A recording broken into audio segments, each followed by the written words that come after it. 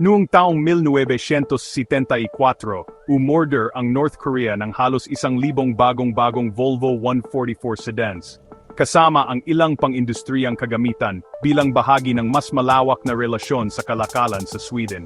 Ipinadala ang mga kotse na ihatid at agad na ginamit.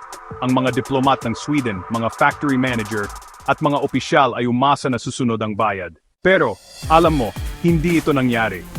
Sinakop ng North Korea ang mga Volvo sa kanilang fleet ng estado at pagkatapos ay tumigil na lang sa pagsagot. Walang installment payments, walang negosasyon, tahimik lang. Ang hindi nabayarang bill ay umabot sa humigit kumulang 600 milyong Swedish kronor. Ang paulit-ulit na paniningil ay hindi pinansin, ang mga tawag ay hindi sinagot at nawala na lang ang bakas. Dahil ang deal ay sinuportahan ng export credit system ng Sweden, hindi bumagsak ang Volvo mismo dahil sa pagkalugi. Sa halip, minana ng estado ng Sweden ang isa sa pinakamatagal na hindi nabayarang komersyal na utang sa mundo at, well, hindi nila ito kailanman binura. Hanggang ngayon, nagpapadala pa rin ang Sweden ng invoice taon-taon para lang ipaalala sa North Korea na may balanse pa rin. Samantala, naging bahagi ng pang-araw-araw na tanawin ng Pyongyang ang mga kotse. Kalahating siglo na ang lumipas.